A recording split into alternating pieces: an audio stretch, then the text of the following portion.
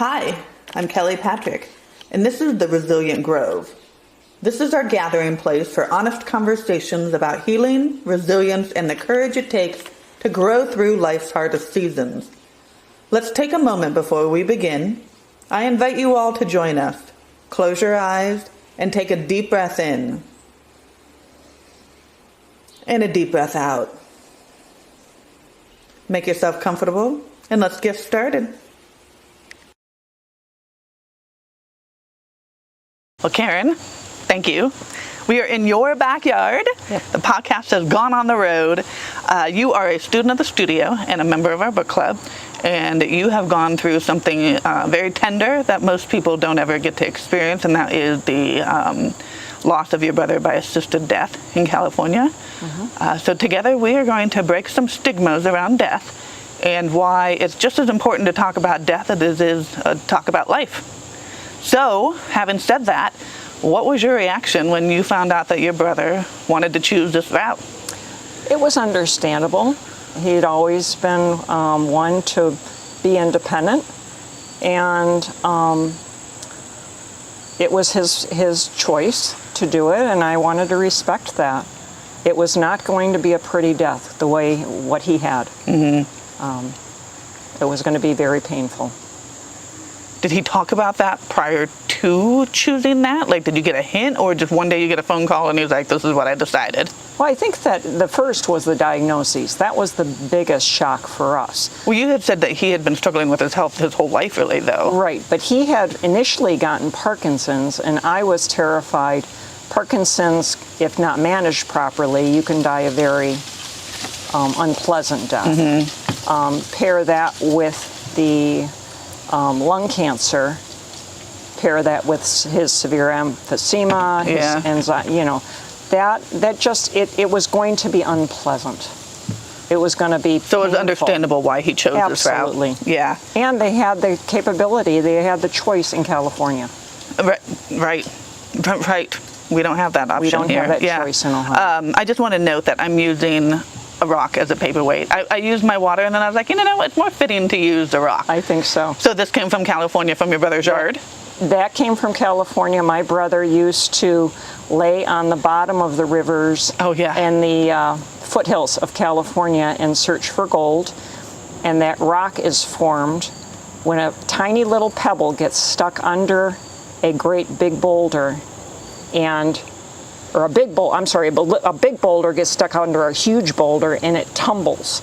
And my brother was always so impressed that it could turn round, because there is no such thing as a completely round rock. Cool. So the others are out here? Yep. And those, for me, I use the rocks out there. I mixed them in with spinning copper because I felt that life throws you rocks, and you can choose what to do with them. Yes. And so that's why we're here in the backyard, as a tribute to your brother. Absolutely. And his choice of where he chose to die was his backyard. Yep, he did. Out in California. So on that note, let's talk a little bit about him, what kind of person he was, and you just mentioned why he chose the assisted death, but let's talk about who he was. Well, we're sitting here in Ohio, and in California there's a lot of different choices people make. And so my brother was a tradesman. He was he loved doing a perfect job, and he was a private person. He loved the outdoors. He absolutely loved fishing. He quietly struggled with all of his illnesses. Mm-hmm. He never made a big deal about it. He was frustrated with the medical community when the diagnosis of lung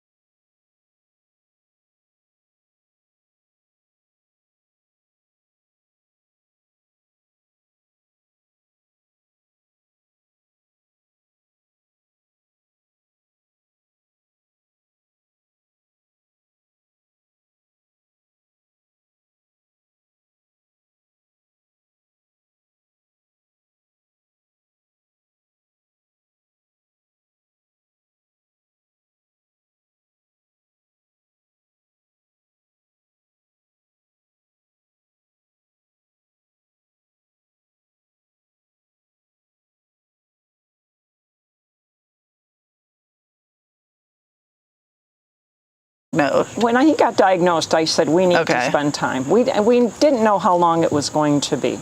And I did not want him to go through working with the medical community alone. When you're feeling terrible, You can't think clearly. you're not thinking clearly. Yeah. The Parkinson's made him really foggy, he said. I always say you have to have an advocate with you. Absolutely. Yeah. So what was the family's response to what he decided to do? Well, Specifically, start with his kids and then work your way out to the family. let's start with Rick. I said he was a private person. Yeah.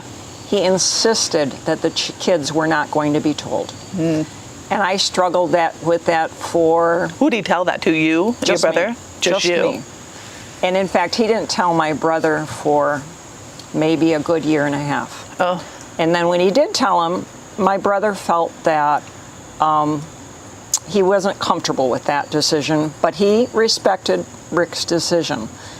But at the same time, then my other, my well brother said, don't influence him. yeah. Because I was more, thank goodness he's not going to have to die in pain. That was my only concern. Because you have to understand, my father died from cancer. I was there when my father passed. I was there when my mother passed. So this was a This was choice that helped you as well. yeah, very much Yeah, so. okay. I mean, I was very relieved that if Rick wanted it, it was available to him. So did your older brother finally come around to that then? We're pretty private and quiet. We did not discuss it. He made his point made, and then it was not talked about. It was an uncomfortable place for him to talk about it. Sure. So I respected his comfort level. And what about the kids? How did they handle it? The kids didn't know until about a year before, and I was feeling very uncomfortable that the kids were not being told. And I tried to encourage Rick to tell them, and he kept saying, "Oh, I will, I will, I will." And so when my nephew took me to the airport, I said, your dad always has this choice of whether he could do an assisted death in California. And I said, and you know how independent your dad is. And he said, I know. So without saying in words, You kind of planted that seed. I planted the seed to sort of have them ponder. And now whether the nephew and the niece, who I'm not certain how much they talk, I don't know if they did talk, but it didn't really open up until probably 9 months before my brother did pass. That we all sat down. So that was that difficult for him to tell his children. Yes. Do you know why? It means Other than the obvious of just obvious. He's saying goodbye. Yeah. He never liked to leave a party. He never liked to leave an activity. He wanted to squeeze fun out till the end, and he wanted to have a relationship that was built on just love and not love mixed in with, well, are they acting this way because they feel sorry for me, or he wanted a true, pure interaction. Do you think he got that when he finally told them his decision? I think that they prioritized getting together with him more frequently. Just like you did. Exactly. Yeah. Exactly. So let's go back. Well, let's go to the decision. Like, what is that process? Let's start practically. What is that process, and then we'll go emotionally. Well, when you choose assisted death, the first thing, procedural-wise, you have to get a doctor to refer a doctor. They have to be referred to a doctor who then confirms there's no chance of any further life. And you had mentioned it was a struggle for him to find a doctor to even refer. I'm not certain if it's doctors. The oncologist would not touch it. Was it because oncologists don't play that role? But it went back to the primary, who had known Rick for a long time. And he then said, there's another doctor I'm going to refer you to. And every time you get a referral in California, and I think it's probably any state, there's time that passes. And so you get that doctor, and then that doctor has to get another referral to have another doctor confirm that the choice is absolutely following guidelines. So then you go to a compounding pharmacy, and they mix up a cocktail, and you call them when you're going to be needing this. Now, Rick, we didn't know the progression of the disease, and so by this time, was the Parkinson's kind of taking over the lung cancer and the other diagnosis, or was it kind of both? It was both. Okay. So the compound pharmacy makes this cocktail. The compound pharmacy makes the cocktail. The cocktail is good for 6 months. But you don't call until you need it. You can order it at any time. Okay. But my confidence in getting it within a day or two, I was questioning that, whether reality-wise that would happen. And if he were to take the cocktail, he was only doing it at the very end. So we didn't want to take the chance and not have the cocktail in the event the disease progressed really, really quickly. And explain why that was a problem, because when you have the cocktail, they have to. So go ahead and explain those details. So the cocktail, the reality is the patient has to be able to pour juice from a juice box into this bottle that has, I don't know if it was a powder or a liquid. You know, I never opened the box and looked. It was just this box. We knew it was the cocktail. It was put in the safe right away, so none of the grandkids could get it. So I expect it, I don't know if it was a liquid or a powder, but liquid was added to it. He had to do that, and then he had to drink it. So given the fact that he had lung cancer and had moved into his neck, affecting his swallow, and he had Parkinson's, which tremors affects your swallow, and he had the tremors of just getting the juice into the bottle. There were a lot of factors that possibly could have Was that something that was vocalized, or did you just notice that about it? Or did you actually talk about that with him? We talked with the hospice. The hospice worker had to be there, or highly recommended that a hospice worker be there, but he also needed to have a witness that was there with him. And up until probably maybe 8 or 9 months before, I was going to be that witness. I said, I will be with you till the very end. But then we had the conversation where everything really opened up with my brother, my niece, and my nephew. We all were sitting down. Rick was on oxygen at the time. And he had the conversation with his kids, like, I'm not certain how fast this is progressing, but this is going to be my choice. And Rick, it didn't progress during that visit for myself. But what Jenna did share with me, she said, I thought every time you visited, you were the angel of death. So in their hearts, they knew what Rick's choice was going to be. And they associated that with you. And they associated it with me. And then I heard my other brother saying, don't influence. And I thought, oh, I'm going to be with all of my family after Rick passes. I need to step back.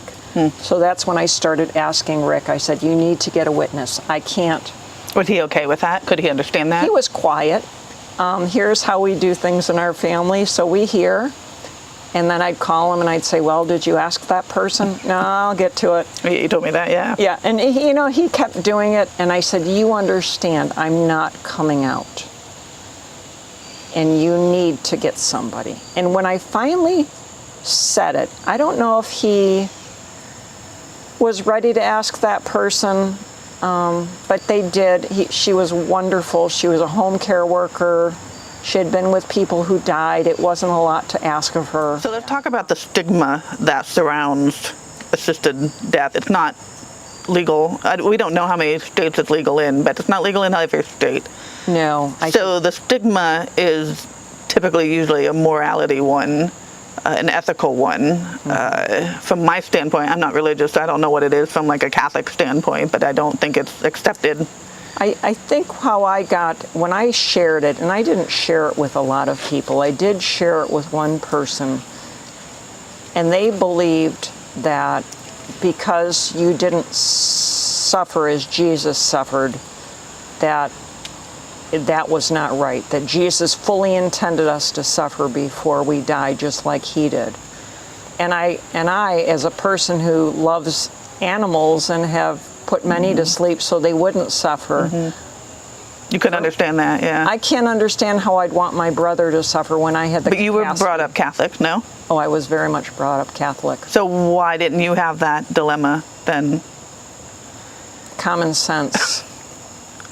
I made a laugh. So from my standpoint, it was the morality, the ethical part of it. So in my mind, I'm thinking, it wasn't natural. It didn't naturally happen, right?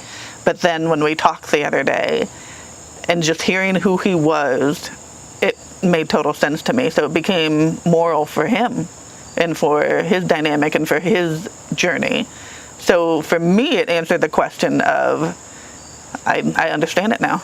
And there was beauty in that for me, because it had been something that had been a question for a long time. So I wish we all had that choice, Yeah. I think what we're looking at is our society overall, as a majority, chooses to put people into understaffed hospitals where they're doped up with drugs.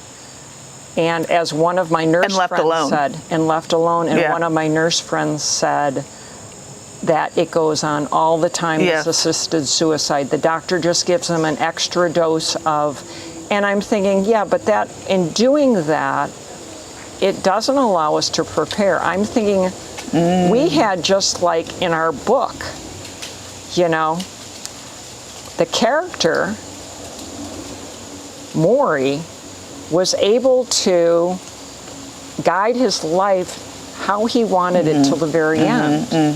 And it was beautiful. And why would you subject yourself to that horrible setting? Unnecessary suffering. Unnecessary suffering, yeah. So you were not there the day that he died. I called him. The day that he died? Oh, yeah. Okay. Yeah, I knew he was the hospice worker was coming at 8. I knew his support person was coming before. Actually, I called the support person before early. Was it 8 in the morning you're talking? Yeah, that was when it occurred. But I called the support person probably around 7. And the night before, I had realized that I wanted to prepare some music for him. You said that. So I wanted to have the support person play that music. And the support person was, she was meditating and burning sage and getting prepared for the journey. And then when she got to Rick's house, and the hospice worker got to Rick's house, the hospice worker put Rick on the phone. And I said, said goodbye. It was needed. You got. Was it emotional? Like, did you cry? What was? Gosh, and he couldn't talk. I mean, I think, I sort of heard bye. And it was a peaceful ending. I mean, we did the best we could with what he had. How do you hang up from that? You hang up. You just you do it. You say bye. You have to understand, I've said goodbye to my brother. I'm 7 years younger than him. I've said goodbye so many times to him, and I believe there's life after life. I don't believe we died of nothing. So he went to a better place. He was not going to be in pain, and I got my wish. I got my wish that he did not experience intense pain. What did you do after you hung up from that phone call? I cried. And I just waited, because I knew that, and I knew my music was with him, and I was waiting for the hospice worker to call me back to say he had passed. How long after did that happen? Oh, maybe no more than an hour. So what did they tell you that had happened? That he just peacefully, he got up. He went to the bathroom all by himself. He went, nobody ever wiped his bottom, as he said. So he went, and he came back out on the porch where we would spend hours and hours, and he would have, on the porch, he played guitar with his friend. And so he was in this, I knew where he was. I knew exactly where he was. You could visualize it? I could hear the birds in the back. Yeah. And he died peacefully right where he wanted to. In his backyard. In his backyard. And he died without being in the presence of his children, which was very important. Did they know that it was going to happen that day? No. No, they did not. He didn't want me to tell them. But when I called, they knew. So share some signs other than rocks here with us that you feel him now. Oh my God. How many, has it been a full year yet? Yeah, it is. It's, a little bit over a year. Okay. Rick and I spent many hours watching YouTube on canoeing in the Upper Superior. Oh yeah. And I said to Rick one day, I said, you know what? I'm gonna get a canoe. I need to get a canoe. And so I did this summer. And Rick came back. He and my dad, we were all boating people. They came and joined me for probably about a 3-hour paddle down the Mahoning River. And egrets will land and move forward. Eagles will come and they'll land and then you won't see them again. These 2 eagles stayed with me the entire time. And you said that was like 3 hours. Yeah. Yeah. Eagles don't do that. Yeah. They don't do that. And then I shared that with my brother. And he said, oh yeah, I've seen Dad so many times as an eagle. My wife and I, they knew he was an eagle. Had he ever shared that with you before you told him about your eagle story? Yeah, because we have seen eagles. Okay. Yeah. So that's a family thing. It's a family thing. We were convinced. Okay, so one of the topics I want to talk about is the forgiveness that you had mentioned that Rick went through. But Rick got to choose when he wanted to die, so then he had a little bit of that control of when he could talk to you guys. Where with me, my grandparents waited until the very last moment before they died. And it helped me to figure out that there's obviously something after death, because there would be no need to even say any of those things. And to see my grandparents literally make amends on just moments before they take their last breath was like, wow, okay. So when I shared my story, you said the hair went up on your shoulders because you have a similar story. So let's dive into that. So let's start with your dad. Well, my dad was 9 hours away drive time south. And so got the call that he was going to be dying. He said, I'm dying. You got the call from him. I got a call from my father. He said he was going to die. Yes. Right.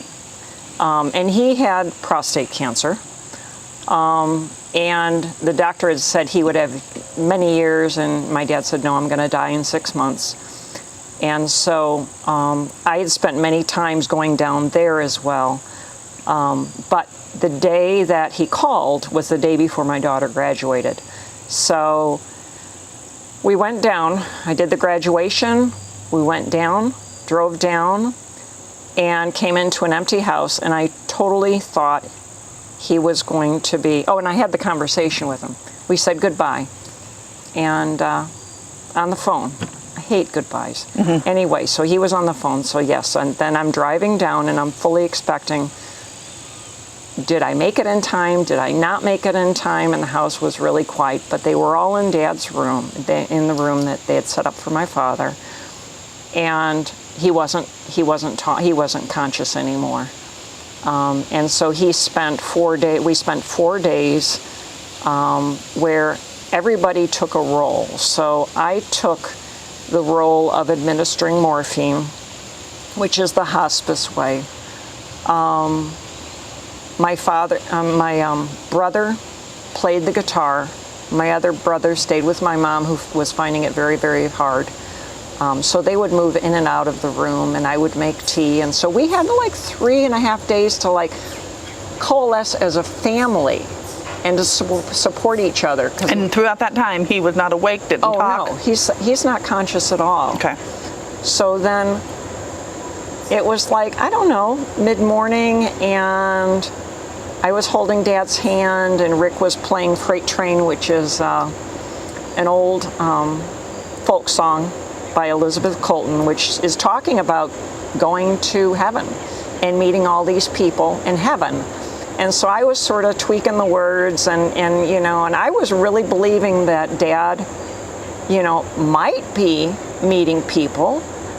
But then his eyes started going, the eyebrows started going up, and then he'd like mouth, like he had just seen someone, and that was really unusual. And I think then my brother was playing Somewhere Over the Rainbow, which is there's a story behind that one. So my sister-in-law had come up and put her hands on my dad's feet, and I was on my dad's right side, and my brother was on the chair close to my dad, and this aroma came into the room, and it was really, really strong, and there was no flowers outside. And I looked at my sister-in-law, and she was like sort of acknowledged that there wasn't aroma. And then Dad had started having light stream out of his head. And I'm looking around because I'm the doubting Thomas, like, where is this light coming from, and where is the smell coming from? And then Dad looked at each one of us and said, he opened his eyes, and he said to my brother, I love you. To my sister-in-law, I love you, bye. And he left. And everybody heard? I asked people, I asked my brother, who I shared with his passing, and he said, I never heard any of that. Nobody ever heard it? Nobody heard it. Nobody saw, I love you, I love you, I love you. Just you? Me, and I think my sister-in-law said she heard the word bye. Was that my imagination? I don't think so. I think that Dad was being greeted by family and his friends, and so when he passed, it was Dad's assurance, like, Karyn, don't worry, I'm with people that love me. I love you, and I'm going to people who love me. So I had a similar story with my grandfather. It was the same journey. I was only 2 hours away, but the whole time I was driving there, I had gotten a call that he was going to die that day, and I wanted it to just go the way it was supposed to go. If he was awake, I was happy for that, but if he was already slipped into unconsciousness, I would have accepted that too.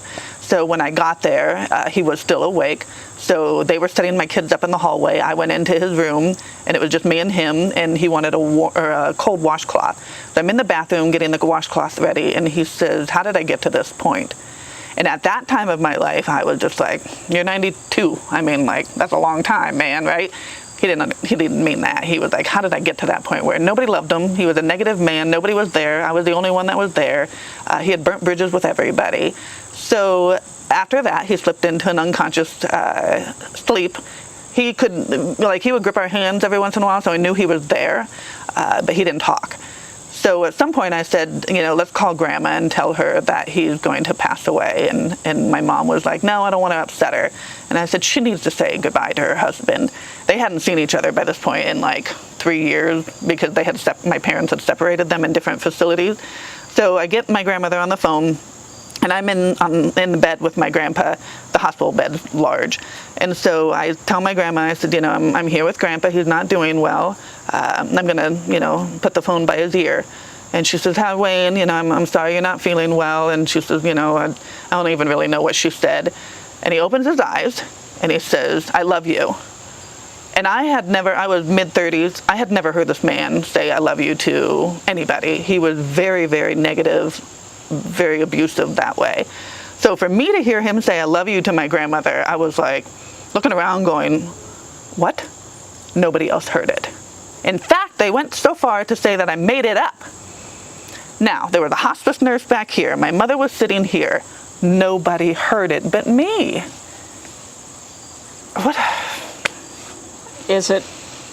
And then moments later, he died. Yeah. There's some people that believe there's shared death experiences. There's death doulas out there. And they say some people can experience shared death. So you were like in the body of your grandpa. And the question is, did he say it or did he say it in I your was head? just going to say that. And you were in his head. I could hear it, but he didn't say it out loud. I don't know. I don't know. Who knows? You know, it doesn't matter because the bottom line is he saw love. Yeah. He experienced love. It didn't matter what he did in life. He was still going to love. He was accepted as a loving individual where he came from. And I don't even know if she heard it. You know, I don't know. Right. Because if my mother was sitting right here, no further from my grandfather than me, and she didn't hear it, and the hospice nurse is right here. Yeah. I don't know. Did my grandmother hear it? I don't know.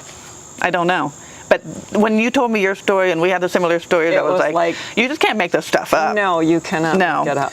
So let's go to book club. We recently read, you mentioned this earlier, about Maury. Yeah. We read Tuesdays with Maury.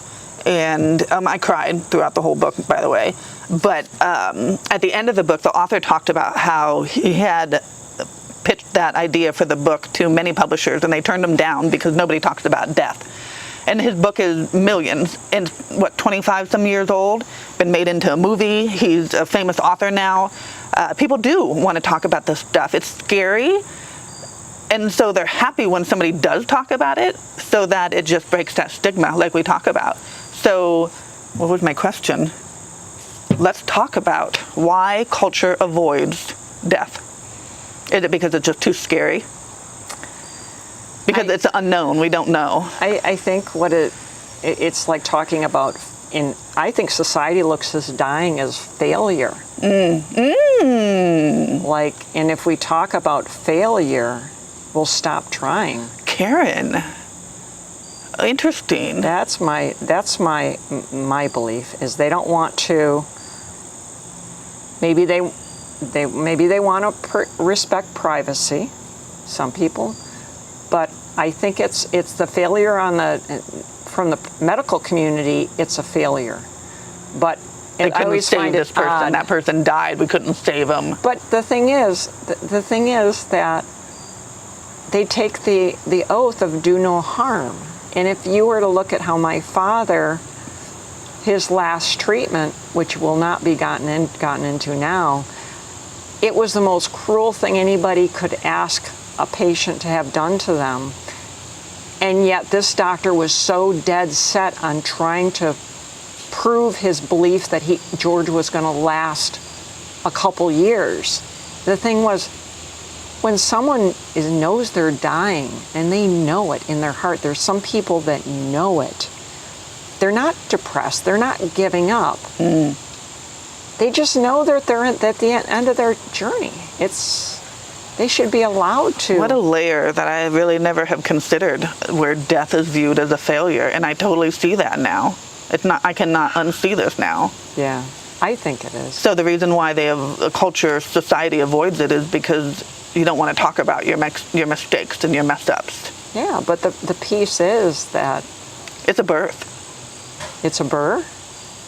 I feel watching both my grandparents die, it felt more of a birth experience to me than a death, like you said. Yeah. It's not goodbye. Oh, a birth into a new life. Yeah. I'm sorry, my hearing. I'm hearing birth, like B-U-R. Oh, no, birth. Birth. Yeah. No, I mean, I am strongly, and perhaps we don't have, is that why it's not talked about, is because that's getting into talking about religion. And it's not about, I mean, all religions are circling around love. I don't care what religion you hold in your heart. It's all love. Yeah. Yeah. It's all love. Yeah. You know? I love that. I'm gonna have to talk about this more. Your brother said he did not want a funeral. No, he He did not. Forgive me. Our family doesn't do funerals. But he very adamantly said he doesn't want funerals. He didn't want his name in the paper. He did not want it in the paper. He didn't want anybody to know he even left this earth. Nope, and he did not want anybody to know that he did the assisted death. Right. Which I respected till the end. Right. And the joke's on him. Talking about you, Rick. He is now seen. He is now a topic of that we can use this as a way to talk about that kind of stuff. Right. And what a beautiful thing that is. And he probably didn't know that he was doing this back then, right? He didn't know that this would be a result of it. But thanks, Rick. Thanks, Rick. You opened up the door that we could talk about these things. It's important. Yeah, it is important. It really is important. Yeah, yeah. And like I said, on some layer, he didn't know that at the time, but hopefully he sees what's happening now. He's here now. Yeah, He right. is absolutely here Thank you, now. Karyn. You're welcome. I enjoyed it. I'm so happy you had this conversation. Thank you.